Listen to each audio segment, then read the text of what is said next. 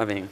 A lo largo de la historia, Dios ha tenido hijos fieles y ha llamado muchas personas para que cumplan una misión determinada en esta tierra. Y podríamos mencionar a un grupo de ellos, a los cuales Dios ha preparado y los ha enviado a predicar. Y esta noche es una noche muy especial, porque un grupo de muchachos se preparan, un grupo de colportores comienzan a prepararse espiritualmente, pero también comienzan a buscar las estrategias que le darán el éxito en la próxima campaña de colportaje que tenemos. Es un momento muy especial porque muchas personas a través del Ministerio de Publicaciones son alcanzadas por Cristo y todos con ellos, junto con nosotros, tenemos vida en Cristo Jesús. Hoy vamos a estudiar un tema titulado Consagrados para la Misión. Y vamos a recordar algunos personajes en la Biblia que Dios llamó. Podríamos mencionar algunos del Antiguo Testamento. Por ejemplo, Moisés.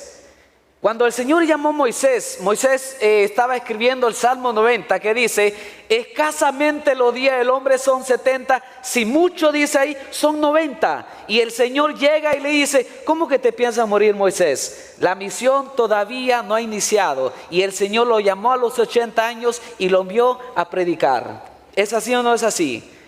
Fue así. Pero cuando el Señor Jesucristo vino a esta tierra, comenzó su ministerio. Y en su ministerio nosotros vemos cosas muy interesantes, las cuales nosotros vamos a estudiar esta noche. El Señor Jesucristo conformó un grupo de jóvenes a los cuales el Señor llamó de diferentes lugares y los preparó y los envió a predicar. Esos jóvenes, a los cuales el Señor los llamó, los capacitó tanto que ellos fueron los grandes líderes de la iglesia primitiva. Y vamos a leer algunos textos bíblicos. Por ejemplo, el libro de Mateo, capítulo 4, si ustedes lo buscan conmigo, Mateo capítulo 4 y versículo 18, dice ahí la Biblia: pasando Jesús junto al mar de Galilea, vio a dos hermanos, Simón llamado Pedro y su hermano Andrés, que echaban la red en el mar porque eran pescadores, y le dijo: venid en pos de mí y os haré pescadores de hombre. Versículo 20, y entonces ellos dejaron al instante las redes, ¿y qué pasó? Y le siguieron. El siguiente versículo 21, pasando de ahí vio a dos hermanos, Jacobo hijo de Zebedeo y a su hermano Juan, en la barca con hijo de Zebedeo, su padre, que remendaban sus redes, y los llamó. Y ellos, dice la Biblia, dejando al instante la barca de su padre, también dice la Biblia, le siguieron. Hay otro texto bíblico, el libro de Lucas, capítulo 5 y versículo 27 y 28. Lucas capítulo 5. Versículo 27-28 dice de la siguiente manera: después de estas cosas salió y vio a un publicano llamado Leví sentado al banco de los tributos, y le dijo, ¿cómo le dijo? Sígueme. Y el versículo 28 dice: él, dejando todo, se levantó y lo siguió. Y así fue Jesús conformando su grupo de misioneros. Y podríamos preguntarnos hoy, ¿quiénes son estos muchachos? Pareciera que los cristianos en esa época no entendían por qué el Señor Jesucristo conformaba este grupo, que la mayoría pues no eran jóvenes preparados. Pero el Señor ve a un publicano y le dice: tú también tienes lugar en el reino de los cielos, tú tienes un lugar en la misión de Dios. Ve a dos pescadores y le dice: ustedes también tienen un lugar en la misión de Dios. Hay lugar para todos. Hay lugar para todo aquel en el reino de Cristo, aquel que acepta la invitación de Dios. Llama el Señor a los hijos del trueno y le dice: ustedes también tienen un lugar en el reino de Dios. Y el Señor conformó su primer grupo misionero, y a través de ellos el Señor se iba a dar a conocer. Algo muy interesante. Yo me imagino a la Facultad de Teología en ese lugar. Cuando Jesús pasaba con sus muchachos misioneros, la mayoría de los líderes, los fariseos, decían: mira ese hombre, ¿quiénes lo siguen? Un publicano, pescadores, los hijos del trueno, los más famosos acá por rebeldes. ¿Cómo es posible que Jesús llama a estos muchachos? ¿Qué es lo que le pasa? La gente no lo entendía. Y parecía que en el contexto de esa época ellos no encajaban y no tenían parte en la misión de Dios. Pero sí tenían parte porque Jesús los llamó. Y el Señor fue llamando a ese grupo misionero. Yo tuve, cuando yo recién vine acá a la Universidad de Montemorelos, me metí en un equipo de fútbol, acá en la Premier. Éramos muy malos. Demasiado malos. El equipo de acero, 5-0, 6-0, nos ganaban todo el tiempo. Los equipos contrarios, cuando nos veían, nos miraban, no, 3 puntos seguros. Ahora, imagínense en ese momento, cuestionaban eso. No encajan estos muchachos no encajan, parece que no. Nunca fueron a la facultad de teología, no se prepararon, no tienen lugar acá. Y el Señor, que es grande en misericordia, vio potencial en ellos. Vio la capacidad que ellos tenían y los reunió y los envió a predicar. ¿Es así o no es así? Todos los que estamos acá, cualquier persona tiene lugar en el reino de Dios. Y todos nosotros tenemos un lugar en la misión de Dios. Para eso estamos acá. El propósito de la iglesia es que predicar. Y eso fue lo que enseñó el Señor Jesucristo. Cuando envió a los muchachos, le digo, ustedes son los que me van a dar a conocer a mí. A través de ustedes yo me voy a dar a conocer. Ustedes son los que van a ir allá y van a predicar de mí y van a decir que hay un Dios en los cielos que quiere transformar sus vidas. Ese es el mensaje que el Señor les dio a los muchachos. Y recuerdo muy bien hace unos años, hace 9 años, que inicié en la iglesia adventista. 3 meses tenía haberme bautizado. Me enviaron a predicar en una pequeña isla en el norte de Guatemala. Yo vengo de allá. Yo venía a la calle, mi pantalón grande de cholo, mis camisas enormes y mi gorra para atrás. Imagínense ustedes. Y conmigo enviaron, yo fui a predicar esa vez y enviaron a 3 muchachos que nacieron en la iglesia, muy bien vestidos, con saco y corbata, y yo era el único que andaba ahí. Llegamos ese día, nos dijeron, mira, el anciano va a estar allá y los va a esperar. Llegamos y el anciano estaba ahí. Comenzó a preguntarle a los 3, ¿quién va a predicar? ¿Usted va a predicar? Y el otro dijo, no. ¿Y usted va a predicar? No. ¿Y usted no? Faltaba yo. Y le dijo, ¿usted va a predicar? Pues sí, para eso me mandaron. El Señor hizo tantas cosas maravillosas esa semana. Porque el Señor, si nos envía a nosotros, hace cosas extraordinarias. Y hay 3 cosas importantes que quisiera recalcar esta noche, que el Señor Jesucristo le enseñó a los muchachos. El libro de Marcos capítulo 1, si ustedes lo buscan conmigo, Marcos capítulo 1 y versículo 35, dice de la siguiente forma: levantándose muy de temprano, siendo aún muy oscuro, salió y se fue a un lugar desierto, y ahí dice la Biblia, oraba el Señor Jesucristo. La vida del Señor Jesucristo era de oración, todo el tiempo. Si hay algo en lo cual Jesús le dijo a sus discípulos, hay que orar, velad para no entrar, para que no caigas en tentación. Todo el tiempo. Y hay momentos importantes en los cuales Jesús oró. Podemos mencionar uno de ellos. Jesús en su bautismo, mientras oraba, el cielo se abrió y la voz vino del cielo. Número 2, Jesús en el desierto. Cuando Jesús fue tentado, Jesús oró. Jesús, antes de elegir a sus discípulos, pasó tiempo con el Señor Jesucristo orando. Jesús en el Getsemaní, Jesús en la cruz. La vida de Jesús fue constantemente en oración. Y todo el tiempo le enseñó a sus discípulos, hay que depender completamente de Dios y hay que orar todo el tiempo hay que orar. Y Pablo nos enseña, orar sin cesar. La oración es importante. Esa fue la arma del Señor Jesucristo para vencer el mal. Si le enseñó a discípulos es porque es importante. Y a nosotros hoy, y nosotros el día de hoy, si nosotros nos aferramos a Cristo, sin importar lo que queramos lograr, las dificultades que tengamos, la oración sigue siendo el arma más poderosa del cristiano hoy. Siempre lo ha sido. Pasar tiempo con el Padre fue la vida de Jesús. Antes de multiplicar los panes, el Señor oró. Antes de levantar a Lázaro de los muertos, el Señor oró. La vida de oración de Jesús fue constante. Aquel que quiera vencer la tentación, que quiera salir victorioso en todo, tiene que mantenerse de rodillas y comunicado con el Padre todo el tiempo. Y esa es la grandeza del cristiano, estar a los pies de Jesús. La oración, ¿cómo habló tanto Jesús de la oración? Ustedes tienen que orar, hagan como yo hago. Y el Señor se arrodillaba y comenzaba a orar. Número 2, el estudio de las Escrituras. El libro de San Juan capítulo 5, un texto que la mayoría nos conocemos.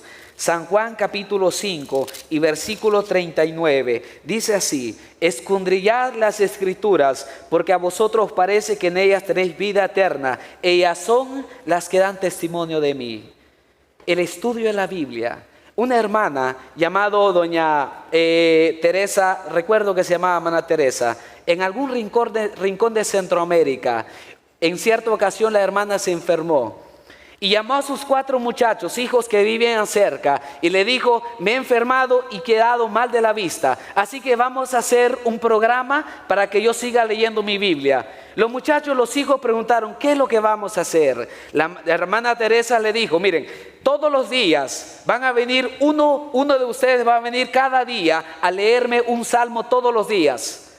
Y los hijos comenzaron: ¿cómo que leer un salmo? Sí, todos ustedes van a venir. Vas a venir un día tú, todos los días. Y me van a leer un salmo. Y pasaron tantos días. Pasaron 3 meses, 4 meses. Hasta que el más pequeño llegó un día y le dijo a la hermana Teresa, a la madre: oye madre, ¿qué hay que hacer para pertenecer a su iglesia? Y la hermana Teresa le dijo: ¿Cómo que qué hay que hacer? Si yo me quiero bautizar. El Dios del que habla la Biblia, quiero que también transforme mi vida. La hermana Teresa le dijo: yo no te invitaba a bautizarte a mi iglesia, yo te invitaba a leer la Biblia. Y insistió tanto que bajó a las aguas del bautismo el poder de la palabra de Dios.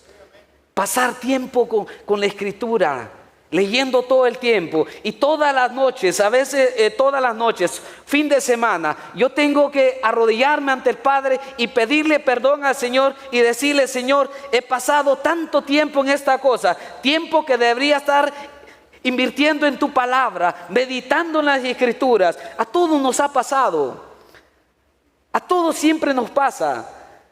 Pero el Señor Jesucristo nos invita a que nosotros nos postremos todos los días a orar, pero que también nosotros tomemos un tiempo, un momento a solas con el Padre, para meditar en su palabra, para escuchar cuál es su voluntad, cuál es la voz de Dios, qué es lo que Dios quiere decirnos hoy. Hoy no esperamos visiones, no esperamos tantas cosas. El Padre ha hablado a través de su palabra y nosotros hoy lo único que tenemos que hacer es pedir el poder de su Espíritu Santo para poder entender su voluntad que lo ha trazado en su palabra. Tenemos que hacerlo.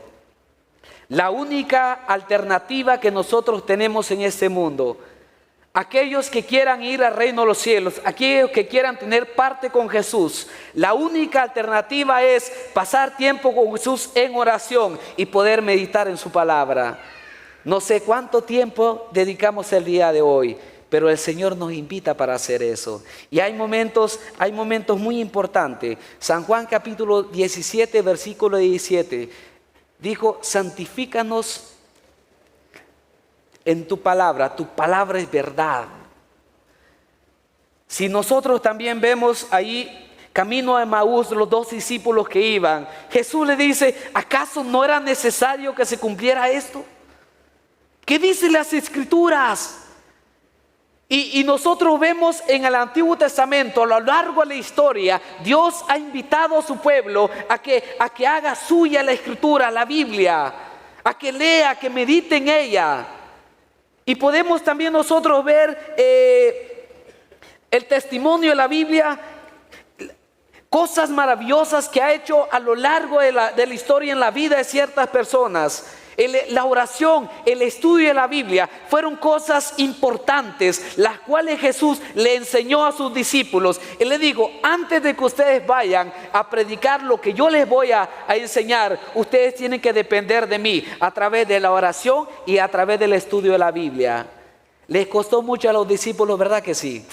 Sí, les costó demasiado. ¿Nos ha costado a nosotros hasta el día de hoy, sí o no? Yo creo que sí nos ha costado. ¿Verdad que nos hace falta conocer a Dios? ¿Qué creen ustedes? ¿Verdad que nos hace falta encontrarnos más con Dios todos los días? Y ese Dios nos sigue esperando hasta el día de hoy. El mismo Dios que actuó inmediatamente cuando el pecado entró en el mundo, sigue llamándonos para tener un encuentro con nosotros hasta el día de hoy. Ese es el Dios que nosotros alabamos esta noche. Y así ha sido Dios a lo largo de la historia. Dios siempre ha buscado a sus hijos. Dios siempre ha llamado a sus hijos. Y ha hecho maravillas a través de ellos. Y lo último, la gran comisión. Marcos capítulo 16, versículo 15. Cuando el Señor Jesucristo ya les enseñó la oración, el estudio de la Biblia. Marcos capítulo 16, versículo 15 dice: id por todo el mundo y predicad el evangelio a toda criatura. La gran comisión. Ya saben orar, ya saben leer la Biblia. Ahora hay que ir, hay que enseñar.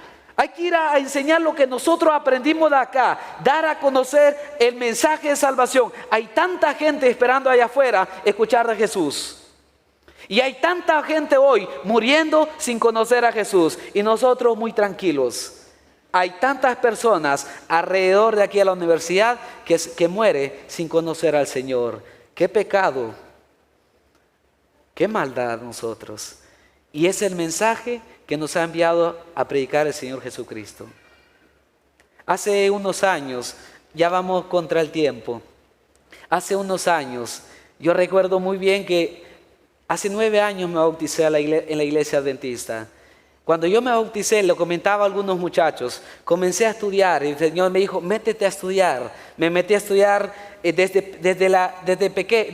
primaria, secundaria, preparatoria, hasta la universidad. Cuando terminé la prepa, yo recuerdo que estaba muy feliz, de 20 y tantos años, voy a cumplir 28 actualmente. Dije yo, terminé la prepa, bueno, vamos a estudiar medicina. Yo muy contento, vamos a meternos en medicina. Y comenzamos a intentar medicina. Me rechazaron 3 veces. Y hablé con el Señor y le dije, oiga Señor, como que no está funcionando esto. No me quieren ahí. Y el Señor me dijo, es que usted no va a estudiar medicina, usted va a estudiar teología. Y hubo una pequeña discusión. Le dije al Padre, oiga Señor, usted no sabe de dónde yo vengo. ¿Qué tal se me sale lo malo y pasa algo en la iglesia? ¿Y qué es lo que va a pasar? Y el Señor me dijo, no te preocupes, todo eso va a cambiar. Y yo quería tanto estudiar medicina, porque había escuchado que los médicos ganaban mejor que los pastores. Y decía, Señor, nos va a ir bien, hay que meternos. Y el Señor me dijo, no, hay que ir a teología. Y el Señor me ha traído aquí a Montemorelos. Y no tengo duda, que así como me estoy preparando en este lugar, hay muchos jóvenes acá que también se están preparando para una misión muy especial, para algo muy grande.